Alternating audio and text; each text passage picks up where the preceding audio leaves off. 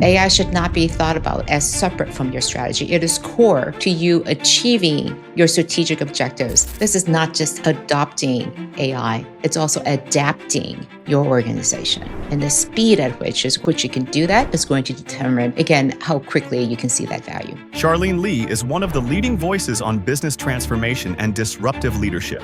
A New York Times best-selling author of 7 books, she's advised 49 of the Fortune 100, worked with companies like Adobe and Southwest Airlines, and spoken on stages from TED to the World Economic Forum. Today, she's helping leaders win with AI through her latest book, Winning with AI.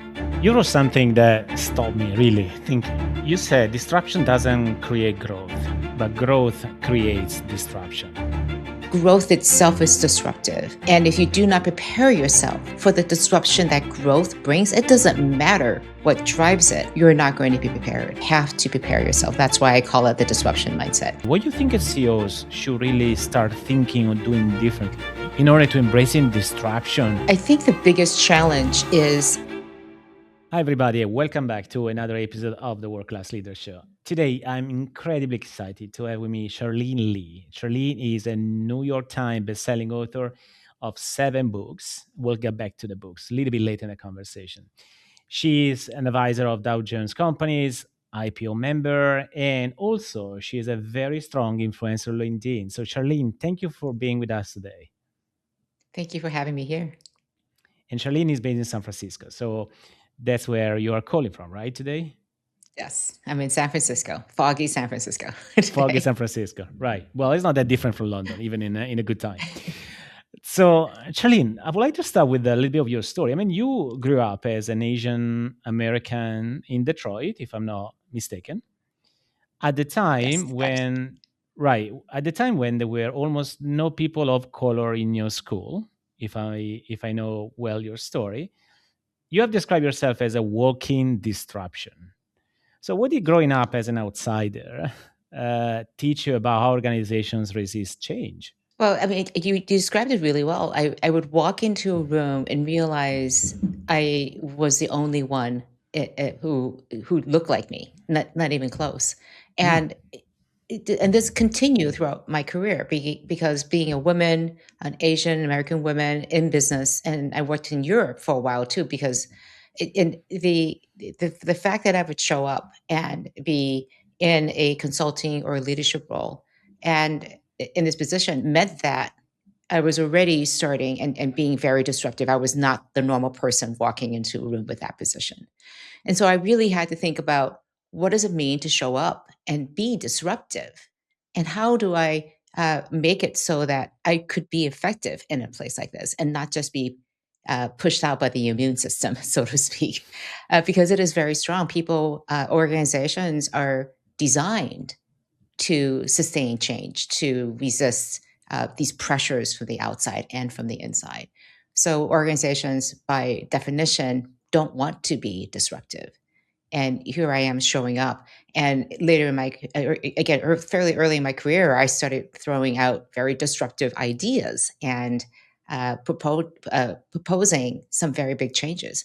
So coupled on top of just being a person that was different, doing things that were very different too, it's just really built my skills to be able to be challenging the status quo from many different directions.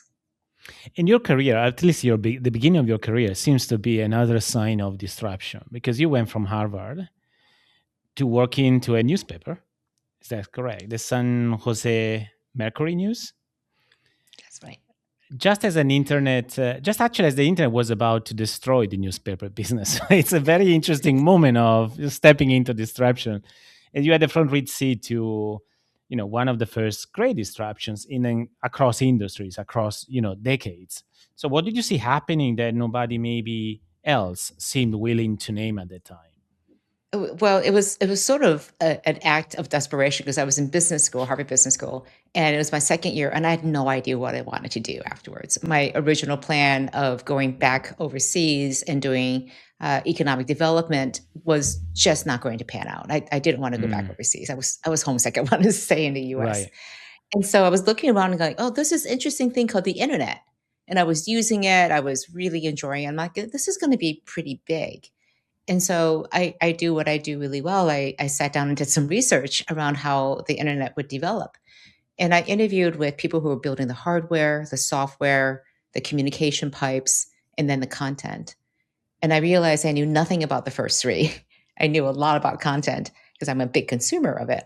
And then interviewed across different areas and realized that newspapers would be the ones that would be disrupted first.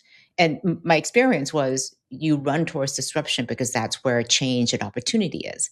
And Hmm. especially early in your career, nobody else wants to go do that stuff. So it's an opportunity for you to dive in and prove yourself.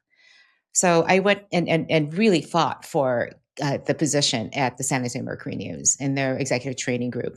And so did rotations across the newspapers, learned about it, and ended up, again, doing what I wanted to do, which is to help the newspapers go online. In particular, I was helping us figure out how to do advertising online, how to sell banner ads, what does it look like, how to move our classifieds online. And I continued doing that at the community newspaper company in Boston. And so I wanted to be in Silicon Valley as this change was happening, Hmm. networking and meeting people. I met the founders of Yahoo when they were still at Stanford, for example. And it was a great way to build that base, be soaked in that way of thinking and actually doing the work. I like to say I learned how to do HTML and it's really bad. It's because it's from that era.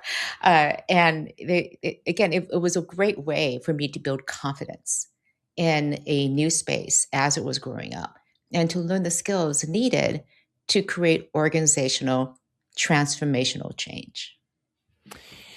You wrote something that stopped me really thinking. So you said disruption doesn't create growth, but growth creates disruption. Reverses everything that most CEOs believe, or most leaders believe. More broadly. Walk me through why most of leaders they got this backwards. Right. Again, this comes from my previous book, The Disruption Mindset. And Mm, the question there was people like, okay, it would always ask, so what's the new disruption? Because I need it to in order to drive growth. right. And I'm like, no, this is not the way to be thinking about it. Growth itself is disruptive. And if you do not prepare yourself for the disruption that growth brings, it doesn't matter what drives it, you're not going to be prepared. So, this is what it looks like. We've got this new initiative, a new innovation, new technology we're going to put in place. We're going to drive growth with it. You're driving growth until you run into this brick wall called resistance in your Mm. organization. And you haven't prepared yourself for that because you think it's going to be easy. This is the fallacy of innovation. We do so much planning around it and we think, oh, we just turn on the switch, innovation, and it works and we grow and kumbaya, everything's great. The reality is it's incredibly messy and it's really hard, which is why a lot of organizations don't grow because it is really hard and disruptive. So disruption doesn't drive growth. Growth actually results in disruption, and you have to prepare yourself. That's why I call it the disruption mindset. You have to have the right mindset and be prepared to deal with all the disruption and change that is going to happen. Yeah, and by the way, 100% agree with that. And most of my work is on the mindset because if you don't shift the way how you're thinking, will be different, almost impossible to do anything as an action because all action are correlating the way you think and you see the world at any given time. Now, most of CEOs out there right now, in a moment of uncertainty, in a moment of where grow stall, where things are really difficult and the complexity seems to be increasing versus then decreasing. A lot of board members and investors, broadly speaking, they are right now asking to the CEOs be more disruptive, do something, because otherwise, there is no enough margin, or we're gonna go out of market. Now, we both agree the mindset is the key for it. But then in reality, what do you think CEOs should really start thinking or doing differently in order to embracing disruption, as you said, in an environment where it's very highly volatile, where there is a resistance in the organization? So what do you think is the best approach without going into framework, into action, but just stay a Right. little bit high level? Mhm. I think the biggest challenge is the CEO is the only person in the organization who carries the vision with them Mm, all mm. the time. Like, where is it that we are headed towards? Where is our customer headed in the future? And so, this is not a personal vision, like, this is what I believe. This is what we as an organization believe our customers are headed. This is where the future is heading. We need to go in that direction as quickly as possible. Because if you don't do it, no one else is going to do that. If you don't model what that looks like, what fighting for that future looks like, no one else is going to step in and fill that void. Lots of other people can put out the fires, other people can put together plans, but only one singular person can keep everyone focused on where we are headed into the future. And the job of the CEO is to say, where is that future? What's our strategy to get there?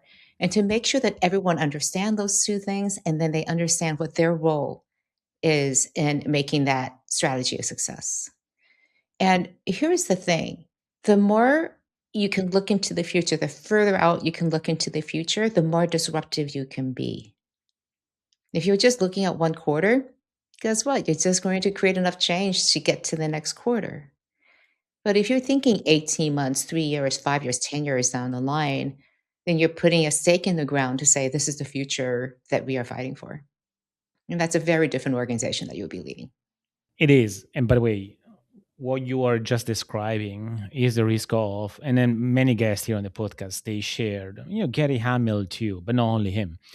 They shared the peril of the termism, where the most of leaders, they need to focus on day to day, on what is happening right now, and they're losing completely traction or the connection as a possibility for the future. And that brings exactly what you shared. Now, you work with some of the organizations, some of the big ones, Adobe, T-Mobile, I think ING too. And I'm sure that was a successful work that you have done there.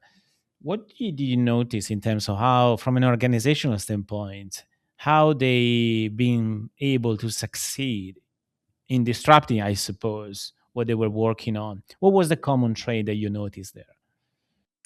Well, Adobe is one of my favorite case examples. When they moved from creating CDs for their products and software and moved to the cloud, that was a huge seismic change. And it was incredibly disruptive. And I remember being an analyst at the time, and people were calling me and go, you will not believe the things we're doing. It's crazy. It's insane. It's amazing. And it's really hard. And people were just coming at me like, we're doing crazy things here. And the leaders realized how disruptive it would be.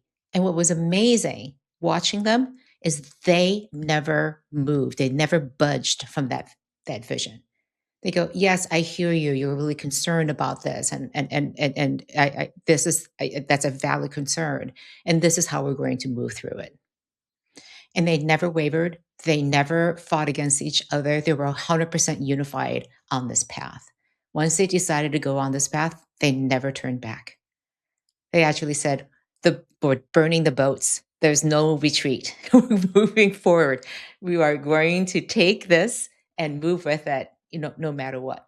So they stake their future on it. And I think that is so difficult and risky because leaders like to be right.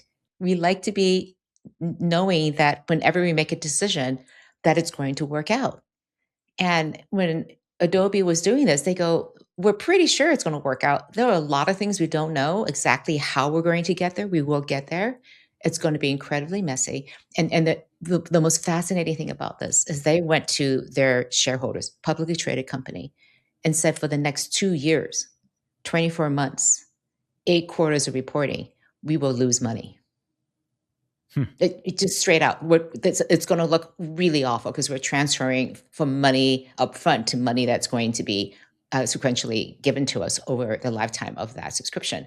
So that's going to be a big shift, and it's going to take about 2 years to work itself out. So ignore the bottom line here. Look at these numbers instead. And you've never seen anything like it. As the as their profit numbers were going down, their stock price was going up. Wow. That's telling the story of what the future looks like. It's leading through the disruption and through the change. And as a publicly traded company, that CEO couldn't focus on firefighting.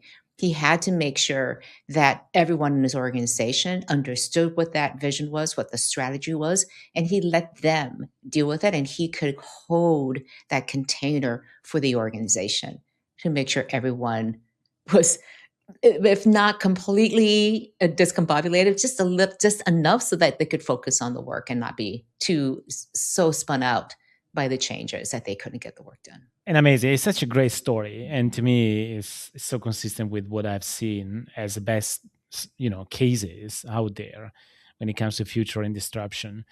Now, talking about the future and disruption, clearly we need to talk about AI.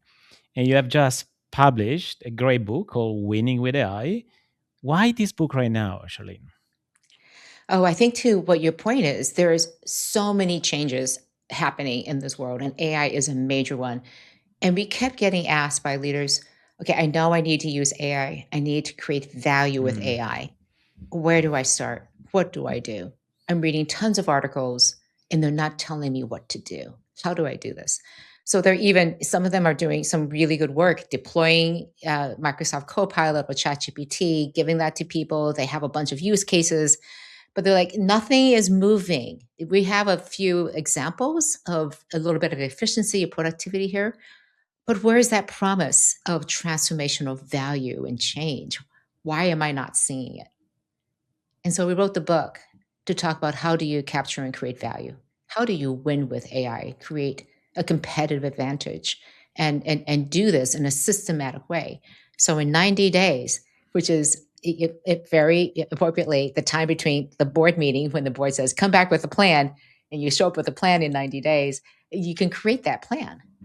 And it's again a systematic way to say, do this first, do this second, do this third, because you need some approach to be able to tackle this really big problem of AI creating value and actually transforming your organization. Yeah, and look, in my community with the CEOs, they come with the same question right now. So, look, how can I use AI strategically to create value? And again, we had here on the podcast amazing people that are working with AI with an amazing value proposition. I'm thinking about Nancy Duarte. I'm thinking about Josh Bursey. They all came here on the podcast. They share what they're working on. But the question to me is still there for many.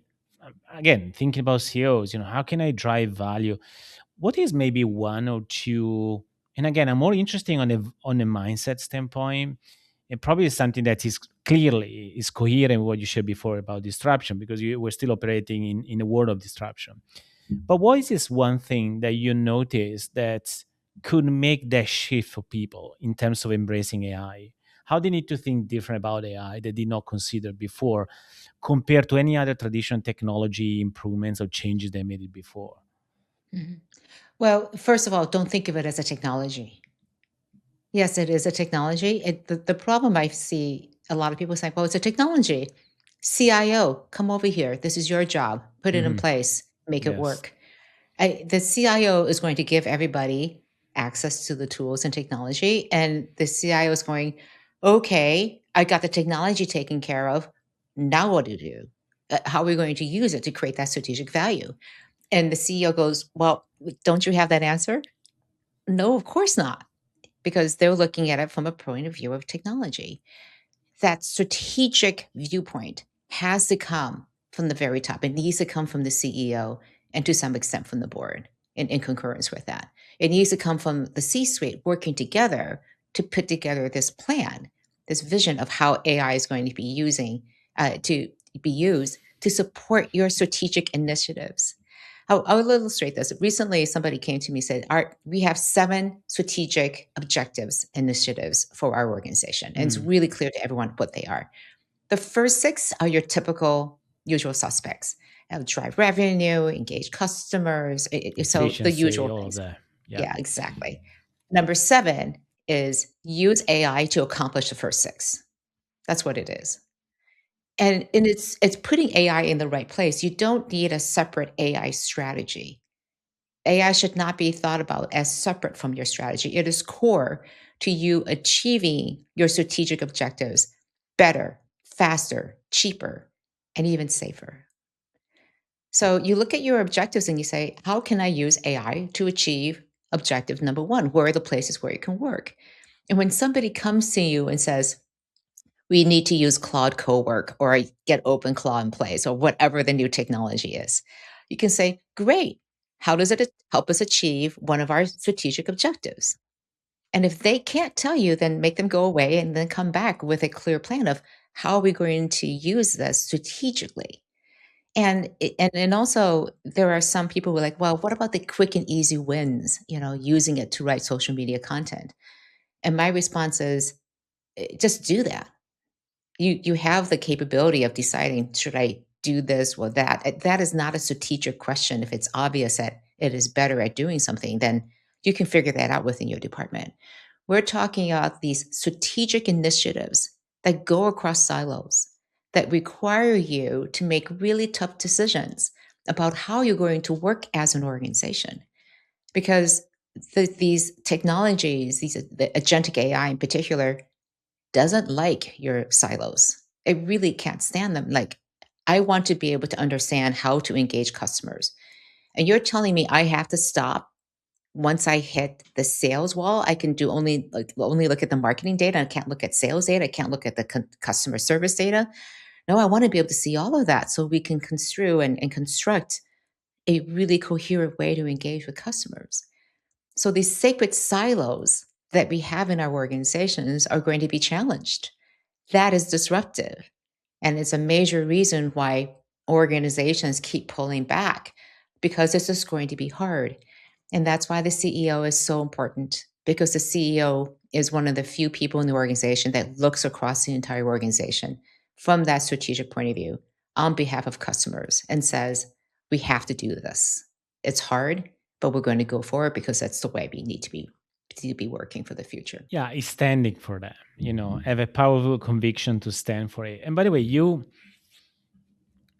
highlighted something for me I did not consider before. The idea of how AI doesn't like silos. And I'm with you 100%. Now, reflecting on what you said, it's actually the best possible inspiration for what I call collective ownership, because AI doesn't work in isolation, as you said. And I'm thinking, the way how I use AI, every single time I use AI, and I think I know quite well how to use it. It's never enough, of course, but for what I need, I think it's sufficient. However, I see how it needs to connect all the dots of what you present into the AI, because that will create. So without context, in other words, the right context, AI is gonna suffer because you only see a single perspective and you're not able to connect the dots. In a world organization where silos are winning, they're prevailing due to the nature of business structure, hierarchy, and whatever whatever is happening right now. That is such a great way to think about AI as a way to connect the dots. So it's great because to me that is always excited when a guest offers a different perspective I did not consider before. Right. And I'm not talking about pulling down the silos. I mean, there's a reason why we have departments and functions, Yeah. because it's all work is done that way. I'm talking about breaking windows between these Mm. silos so that the AI, people, data can easily move back and forth between them. And I do want to say, I'm going to get a little technical here, where agentic AI in particular, people are very excited about automating workflows. And I think that's one way to think about it. But I would actually think about it as automating decisions. What Mm. decisions are we going to get? So, what decisions need to be made? Who actually participates in them? And in the future, is it a human who makes that decision? Is it an AI that makes that decision? Is it a combination of the two? Because this is going to be really hard. It's not just about automating a task, it's automating the decision. And when is an AI actually better at doing that than a human can do it? And so from those decisions, then you decide who's going to do the task. I mean, it goes down all the way and all the way down to governance. How do you actually manage all of this? And when you think about it as decisions, that's where silos really come into play. Who needs to be involved in that decision, especially at that enterprise level? And right now, a lot of decisions and speed inside an organization is gated because multiple people from across organizations do not have a good way to make decisions. And so it's one of the reasons why I still believe in governance. I love governance because if you can work out who gets to make what decisions and clarify that so that people understand it, but very importantly, the technology and AI and the agents understand that. They can then go all the way up to the maybe the decision and make it easy for even the people who need to make that decision, given the information, the tasks. And I like to say that AI is really good at translating, but not just translating languages. It's translating between HR and IT and service and a business line leader, so that everyone can understand that the information from their existing context. So they're speaking literally the same language in an organization. So I think that's one of the biggest potentials here. And I think it's important for CEOs to understand that is a key part of the transformation. This is not just adopting AI, it's also adapting your organization. And the speed at which you can do that is going to determine, again, how quickly you can see that value. Yeah, that's great. Such a great insight. So, Charlene, thank you. Um, I have a fun fact. I would like to share a fun fact about what I read about you on use of AI. To get personal. I think you said something very honest. You said that the first time you tested ChatGPT, I think it was, it scored higher than you. So, and you got some serious imposter syndrome. By the way, it's a fun fact, but I think it's something that many other people are experiencing right now. Leaders, they feel like, God, this guy, AI, knows way more than that. He has a perspective than I considered before. It's a learning opportunity, clearly. But you think could be intimidating for leaders at some point using AI so extensively in the organization? Yeah, and I think for leaders to experience this and also understand this is what a lot of people in your organization are going through. There's a sense Yes. of loss of identity, of grief, that the way that the world worked, the way I saw myself, no longer Mm, is here. mm, And to give ourselves a space and a grace and understanding to mourn that sense, and then to say, okay, I need to move on. And it's just like grief. It just will pop up at different points. So the experiment I did was I had done a podcast and I had my answers, and I gave the podcast questions to AI and said, answer them as if you were Charlene Li. And I took the answers and gave them to people to score. And AI did about 80% as good as me, and in some places did a better job than I did. And like, oh my goodness, and this is a really early version of ChatGPT 3.5. yeah, And imagine I'm like, "Oh now. my Yeah. goodness, it's so good now." And Yeah. I'll share another experience. I recently had to pull together a script for a webinar I was recording, and I was going to be reading off a teleprompter. And I'm sitting there practicing with the script. I'm like, it doesn't sound like me. And what I realized is that the way I write and the way I talk are two different ways that I express Mm, myself. So I took the script, gave it to AI, and said, rewrite this by looking at how I actually speak. Go look at interviews of me, videos of me, and rewrite this in the way that I actually speak. And it was so much better. It sounded like me. And I realized AI did something that I couldn't do. It gave me my voice, my speaking voice. It wrote in my speaking voice, and I am not capable of doing that. So AI did a better job of being me in that moment than I could be. And I'm like, what a that's paradox, isn't it? yeah, it is a bit of it's a little bit crazy, but at the same time, I had this sense of awe and wonder that, oh, I can be better because of this. And so this is a really interesting question because AI is really capable and we are so early on yet. I mean, you're sitting there going, if AI can run these reports and can tackle and do all the analysis, then what am I left with doing? And I'll tell you the 20% that I did better than AI across the board in that little experiment of mine. There were places where I was exercising my humanity. I was bringing myself into that interview. I was tapping into reserves of empathy in the moment. I could synthesize ideas that were being created at that particular point. I was taking a conversation I had with somebody the week before and integrating it. That wasn't in AI yet. So it gave me hope to say, I can let AI take care of all these things that it can do really well. these tedious, repetitive, uh, data intensive things like my knowledge base. AI knows so much about my everything I've created than I do. And then let me do the things that it cannot do.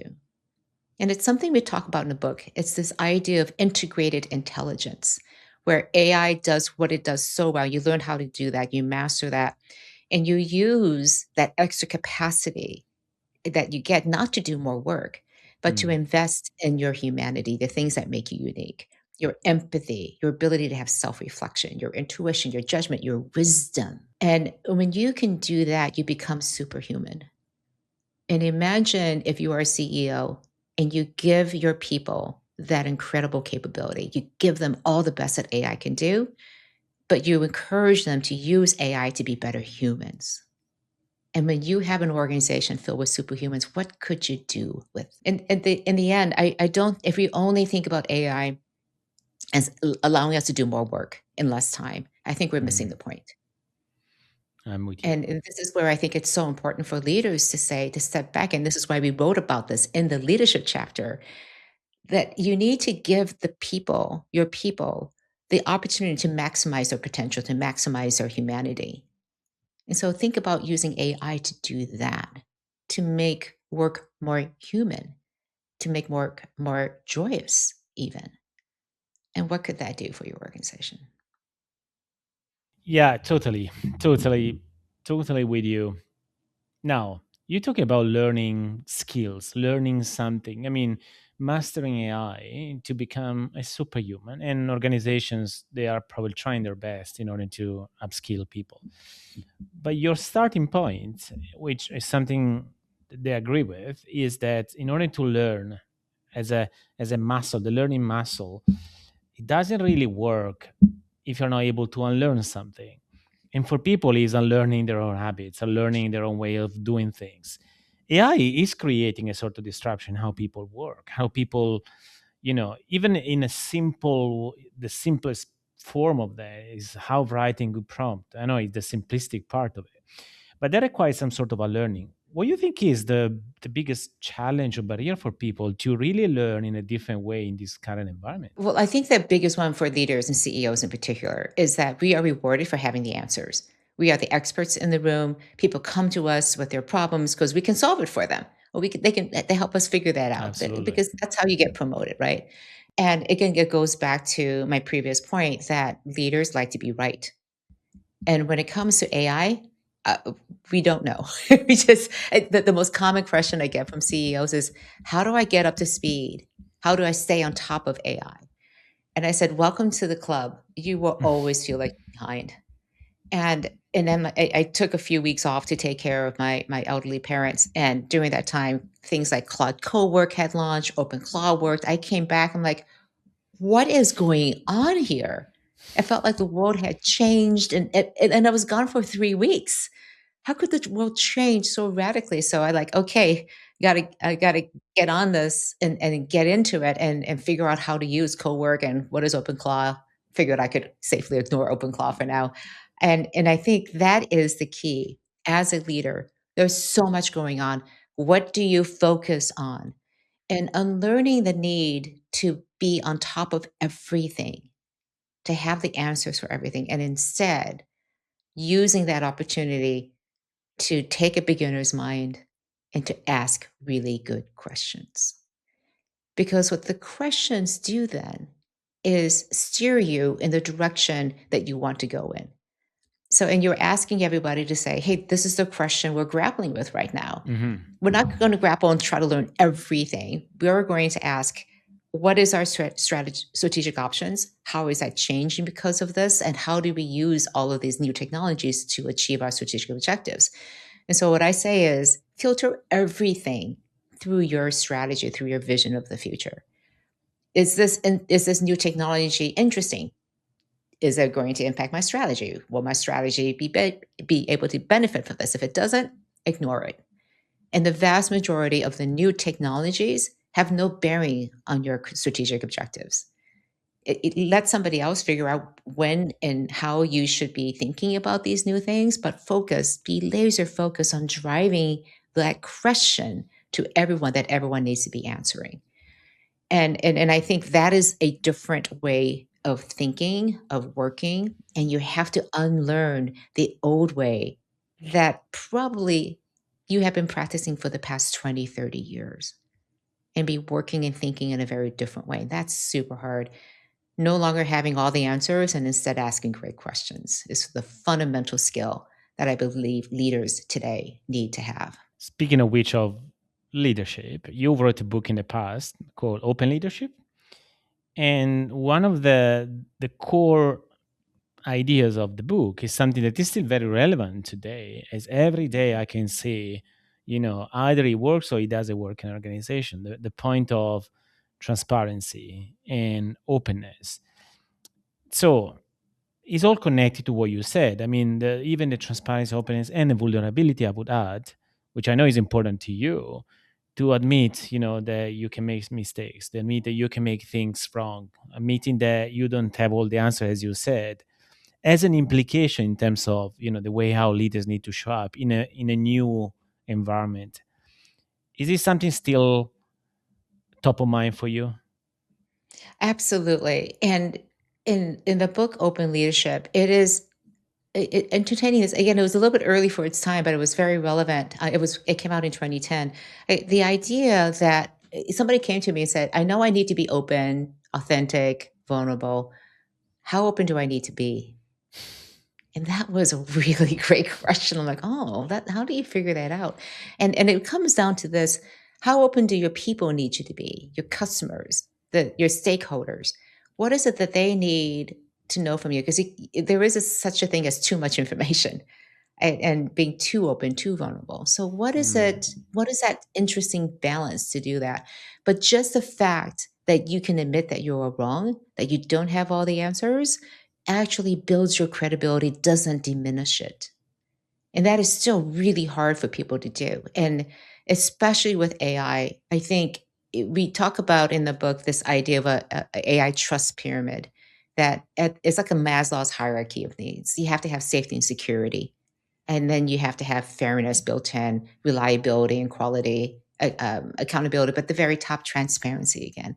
When are you using AI? How are you using AI? Do we trust it? How do we build the scaffolding and the structure so that you can trust the fact that we are using AI and how we are using AI is in a way that protects you and is ethical and responsible? And that is those are fundamentals about how you operate as a leader, because our employees ask us to do just two things. They want us to be honest and they want us to be fair. You do Yes. those two things, you will have credibility. They will follow you. You don't do those two things, you're toast. And when it comes to AI, we're not being honest. We're just saying nothing. And the fear and anxiety, and they fill in all those blank spaces with the worst fears and anxieties that they have. If instead you say, we are using AI to achieve these objectives, and when the employees go, well, is AI going to take my job? You can't say, no, of course not. AI is not going to take your job, because that's not being honest. That's not true. And even if you said that, they wouldn't believe you anyways. But if you said instead, AI is going to change the way we work. We have some ideas, but honestly, we don't know all those answers. What we do know is that it's going to be important. We are going to give you the tools, the training, and very importantly, the time to get up to speed and become fluent with AI. The time to practice it. You do not become fluent with AI unless you practice it. I'm going to ask you at the beginning of every meeting, how are you using AI to prepare? How did you use AI to prepare for this meeting? And it sets the expectation that we're using it, takes away the stigma of it. And you better show up and say, this is how I used AI to prepare for this meeting. But this is all adding up to fluency where you use it. And you can then say in a totally honest way to your people, I don't know what the future is going to look like. We do know that AI is going to be part of it. I can say that you're very valuable to the organization, and we want you to be the most prepared person possible to use AI to help you do your job. How it's going to impact your job, we don't know, but we want you to be a part of that. So instead of training being done to you, AI being done to you, you are learning, you are a full participant in this process. And how you respond and how you think about how work is changing is going to be at the very top of the conversations you have to be prepared to have with people. And because otherwise, guess what happens if people do not get the training, if they're banned from being able to use AI, they're thinking, my company has no clue. We're not doing anything in this. And this is the future. I'm going to leave and go to a place that fully embraces AI and is going to give me the tools and the training and the time to become that full potential that I want to have. So if you don't do something with AI, you will lose your top people.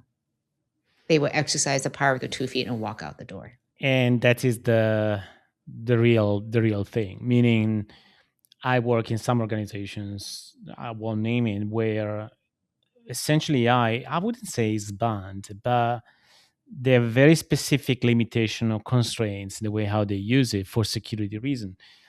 To me, it's more the concern, the fear that is prevailing versus the reality. But then, I don't want to get into the security conversation because there may be very valid reason for, but that clearly is not helping to bring leaders or people or young talents closer to the organization. They're creating actually distance and a barrier for people, especially the young generation. They're definitely, they cannot think about their career without fully embracing, understanding how using AI, because they know that's the present. Yeah, what's interesting is I want to just challenge that just a little bit because I think young people are the ones who use AI the most. They're the ones, it's actually boomers and Gen Xers who are most Actually, optimistic, I read that. Yes. right? And it's because we are in a place where we have expertise, we have the craft, and we frankly have the need to just get more work done. And we've been through this transformation. We've been through the advent of the internet, of mobile, of cloud, of social. We've been through these transformations before. We know how this works. Like, okay, yeah, get back in the saddle, do this again. Got to learn the whole thing. Millennials and Gen Zers, they've never done this. And the example that they have is the terrible things that social media has done. And it's the same people now coming in and saying, hey, we did social media to you, and now we're going to do AI to you. And they're like, we don't want any of this. So many of them are participating in what I call AI veganism. They want nothing to do with AI. And they'll also perceive themselves as the ones who are going to bear the brunt of this automation that is going to be jobs that are taken away because of efficiency. So there is, I mean, you're talking about AI in an organization, especially in places like the US and the UK. There is so much more fear. Many, many more people believe that AI is going to be harmful than beneficial. Mm, So realize that as a leader, you are fighting against these headwinds. So you cannot talk about AI and strategy until you talk about the fear, about the anxiety. And the yes. best way to do that is we all know AI is here. We are going to do our best to figure this out together. I don't know. I don't know how it's going to change our work, but we are going to equip you so that we can figure this out. Because if you don't, and even from a security point of view, and this is, I work with a lot of organizations that have the security team, like we can't have anyone using it, it's just a huge security risk. And I go, do you know how much shadow AI is happening right now? People are carrying around 2 computers, they're doing 2 phones, they're doing everything so they can use AI here and then take it and bring it into the organization here. And you have no visibility into that. So Yeah. you It's cannot stop unstoppable. Yeah. the use of AI. If people Yeah. find it useful, they will find a way to use it. And you're much better off governing the use and putting in place. And there's no reason. This is AI can be used very, very securely. You just have to understand how that works inside an organization like yours. It's the same conversation that happened many years ago, if you remember, when people started to use internet at work. It's exactly the same thing where companies are trying to protect and limit the usage of internet. I remember when I started my career, that was some years ago. I remember there was a sort of, you couldn't even use the browser because it was considered you were having fun or doing whatever that was not work related. And then at that time, at least the phone was there, although it's not used as it is now. And people did exactly the same thing that you experience in AI. So again, it's every single time that you put some sort of limitation and people go around limitation because they see the value of using something. It's not because they want to break the law. So I have the last question, Charlene, for you. You have written 7 books. Is that seven right number? 7. Yes, Seven. 7. Huge congratulations. You founded a company. You advise Fortune 500 CEOs and companies for 2 decades. Now, you spoke a lot about leadership, but what is something that you learn in, in all these years that you haven't shared it before, at least in this conversation? There might be something for people to leave this conversation with. I touched on it a little bit before, and that is, this idea of grace. It's something that's been focusing on right now, in that we tend to work in hard numbers, like this is a performance and these are objectives, and I feel like there's a space where grace and understanding and empathy is really important in this space. And it is this ability to just have a little bit of breathing room and forgiveness, that when things go wrong, that we stop and pause, uh, give somebody a little pat on the back, because I know I want that. I want somebody to just go, "It's okay. Yeah, you messed up. What did you learn? And how are we gonna go forward from this?" And to have that little bit of safety, knowing that I will be given grace, that I will give grace to people, is something I think we need to think about. Just a little bit of, and I'm not talking about, being mushy about things and pulling back on things. It's still having high standards and aiming for excellence, but it's also an understanding that we are human and we're going to fall short sometimes, and that's okay. And that the most important thing is that we get up, dust ourselves off, and keep going. And so, how do we bring more grace into the way that we lead? And especially for ourselves, if not for others, but for ourselves. I find that leaders are really hard on themselves and they drive themselves. And I just want to go, you're doing a lot. You're dealing with all these poly crises. Give yourself a little bit of grace here. You're doing a lot. And, you know, give yourself that room, that breathing space so that you can center yourself, see how far you've come, appreciate that, and then use that as a way to propel yourself forward. Love that. I can't agree more. I would call it grace and compassion. Definitely compassion for what people are dealing with, which is such a great way for leaders to reconsider their entire relation they have with people, and also for themselves first, with themselves. Charlene, so that was an amazing conversation. So, where people should go if they want to learn about you, and of course, the new book, Winnie and AI. Well, the book is easy. It's called, if you have a landing page for it, it's called winningwithaibook.com. And you can follow me on LinkedIn. I publish all my content there. And my website is charleneli.com. And there are ways that you can engage with me, and I list them all out, many, many different ways. And I do encourage you, please reach out. I would love to hear what's working, what's not working. It's how I do my research and continue to learn. Amazing. Well, Charlene, thank you so much. It's been a wonderful conversation. Thank you again for having me.